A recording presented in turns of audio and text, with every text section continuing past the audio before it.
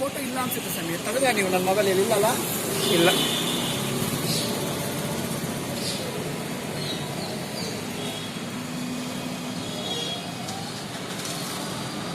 ಬನ್ನಿ ಚೆಕ್ ಒಂದು ಫೋಟೋ ಅಂತ ಇಲ್ಲಿ ನೋಡಿ ಫೋನ್. ವೇದಿಕೆ ಮೇಲೆ ಇರ್ತಕ್ಕಂಥ ಎಲ್ಲ ಗಣ್ಯರು, ವೆಂಕಟಾಚಲಪತಿ ಅವರು ಇರ್ಬೋದು, ಮತ್ತೆ ನಮ್ಮ ಸಿದ್ಧಲಿಂಗಯ್ಯನವ್ರ ಮಗಳಿರ್ಬೋದು, ವಿಶ್ವನಾಥ್ ಅವರು ಇರ್ಬೋದು, ಆಮೇಲೆ ನಮ್ಮ ಮಾತನಾಡಿದಂಥ ಸುರೇಶ್ ಅವರು, ಮತ್ತೆ ನಮ್ಮ ಸಾರ ಗೋವಿಂದ್ ಅವರು, ಬಾಮಾರೀಶ್ವರ್ ಕೂತ್ಕೊಂಡು, ಆಮೇಲೆ ನಮ್ಮ ನಾಗಣ್ಣ ಅವರು, ಬಾಬು ಅವರು, ಸುರೇಶ್ ರೈ ಅವರು, ಹಾಗೆ ಎಲ್ಲಿ ಇವರೆಲ್ಲ ಮುಖಗಳೆಲ್ಲ ಪರಿಚಯ ಐತೆ. ಬಟ್ ಎಲ್ಲ ಸಿನಿಮಾ ಬಿಟ್ಬಿಟ್ರಲ್ಲಪ್ಪ, ನಾವು 74, 75 ಬಿಟ್ಬಿಟ್ಟಾರಲ್ಲ ಸಿನಿಮಾ ನೋಡೋದೇ ಬಿಟ್ಬಿಟ್ಟ. ಅದಕ್ಕೆ ಮೊದಲು ರೇಣುಕಾಚಾರ್ಯ ಕಾಲೇಜಲ್ಲಿ ನಾವು ಓದ್ತಾ ಇದ್ದೀವಿ. 67, 68 ಶುರು ಮಾಡಿ 4 ವರ್ಷ ಏನು ಕಾಲೇಜ್ಗೆಲ್ಲ ಹೋಗ್ತಾ ಇದ್ವಿ ನಾವು, ಬರೀ ಸಿನಿಮಾಗಳು. ಗೊತ್ತಾಯ್ತಾ?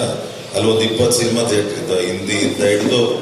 ಬೆಳಿಗ್ಗೆ ಕಾಲೇಜಿಗೆ ಹೋಗ್ತೀವಿ ಅಂತ ಹೋದ್ರೆ ಬೆಳಿಗ್ಗೆ ಒಂದು ಮಾರ್ನಿಂಗ್ ಶೋ ನೋಡ್ಬಿಟ್ಟು ಮಧ್ಯಾಹ್ನ ಒಂದು ನೋಡ್ಕೊಂಡು ಸೀದಾ ಮನೆಗೆ ಬರ್ತಾರೆ. ಎಲ್ಲ ತಿಳ್ಕೊಳ್ಳೋರು ಇಲ್ಲ ಕಾಲೇಜ್ಗೆ ಹೋಗ್ತಾವೆ ಅಂತ ತಿಳ್ಕೊಳ್ಳೋರು. ಗೊತ್ತಾಯ್ತಲ್ಲಪ್ಪ? ಅಷ್ಟು ಸಿನಿಮಾ ನೋಡಿದಂಥವ್ರು ನಾವು. ಎಲ್ಲಿ ತನಕ 73, 74. ಅದಾದ್ಮೇಲೆ ಸಿನಿಮಾ ನೋಡೋದು ಬಹಳ ಕಡಿಮೆ ಆಯ್ತು. ಬಹಳ ಅಪರೂಪಕ್ಕೆ ಒಂದೊಂದು ಸಿನಿಮಾ ಮಾತ್ರ ನೋಡ್ತಾ ಇದ್ದೆ. ಆಗ ಸಿನಿಮಾದವರು ಅಂದ್ರೇನೆ ಒಂದು ಕ್ರೇಜ್.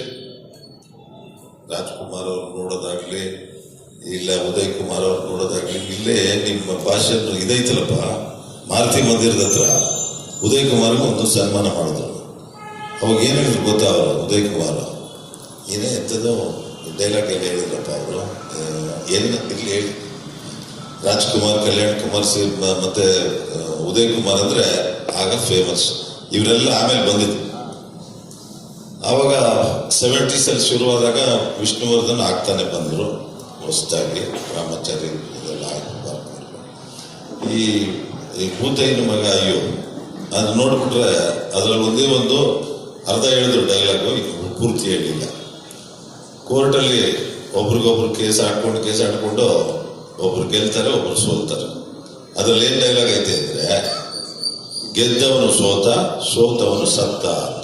ಗೊತ್ತಾಯ್ತು? ಅಂದ್ರೆ ಸುಮ್ಮನೆ ಟೈಮ್ ವೇಸ್ಟ್ ಮಾಡ್ಕೋಬೇಡ್ರಪ್ಪ. 10 ವರ್ಷ 20 ವರ್ಷನ ನೀವು ಅಲ್ಲಲ್ಲೇ ರಾಜಿ ಮಾಡಿಕೊಂಡು ಮುಗಿಸ್ಕೊಳ್ಳಿ ನಿಮ್ಮ ಕೆಲಸ ಅಂತ ಒಂದು ಸಂದೇಶ ಕೊಟ್ಟರು. ಯಾರು? ಸಿದ್ಧಲಿಂಗಯ್ಯನವರು. ಗೊತ್ತಾಯ್ತಪ್ಪ? ಆ ರೀತಿ ಬಂಗಾರದ ಮನುಷ್ಯನು ಹೇಳಿದ್ರು. ಎಲ್ಲ ಎಂಥದ್ದು ಆ ಕಲ್ಲು ಭೂಮಿನೆಲ್ಲ ಹೊತ್ತು ಒಳ್ಳೆ ಬಂಗಾರದ ಬೆಳೆ ಬೆಳೆಯುವಂತ ಕೆಲಸ ಮಾಡಿದಂಥವ್ರು ಯಾರು? ಅದನ್ನು ಮಾರ್ಗದರ್ಶನ ಮಾಡಿದ್ರು. ಯಾರೋ ಸಿದ್ಧಲಿಂಗಯ್ಯನವರು. ಸುಮ್ಮನೆ ಕೆಲಸ ಅಂತ ಊರೆಲ್ಲ ತಿರುಗ್ಬೇಡ್ರಪ್ಪ, ನಿಮ್ಮ ಇರೋ ಜಮೀನ ಚೆನ್ನಾಗಿ ಮಾಡಿ ಒಳ್ಳೇದಾಗ್ಲಿ ಅಂತೇಳಿ ಮಾಡಿದ್ರು. ಅಂಥದ್ದು ಅಂತ ಅನೇಕ ಸಿನಿಮಾಗಳು ತೆಗೆದ್ರು. ನಿರ್ದೇಶನ ಮಾಡುವಾಗ ಅದೇ ಹೇಳಿದ್ರಲ್ಲ, ನಮ್ಮ ನಾಗಣ್ಣನು ಬಹಳ ಇವ್ರ ಹೆಸರು ಕೇಳಿದ್ದೀನ. ಇವರು ಒಳ್ಳೊಳ್ಳೆ ಸಿನಿಮಾಗಳನ್ನ ಡೈರೆಕ್ಟ್ ಮಾಡಿದ್ದಾರೆ. ಅದೇ ರೀತಿ ಅವ್ರ ತಂದೆ ಆರ್ ಲಕ್ಷ್ಮಣ್ ಅಂತ ಬಂಗಾರದ ಮನುಷ್ಯ ತೆಗೆದಿದ್ದು ಅಂತ ಹೇಳಿದ್ರು ಅಲ್ಲಪ್ಪ. ಹಾಗೆ ಇಲ್ಲಿ ಭಾಗ್ಯದ ಬಾಗಿಲು ಎಲ್ಲ ಇಲ್ಲಿ ಶ್ರೀನಿವಾಸ್ ಅಂತ ಇದ್ರು ನಮ್ಮ ಅಕ್ಕ ಮನೆ ಎದುರುಗಡೆ.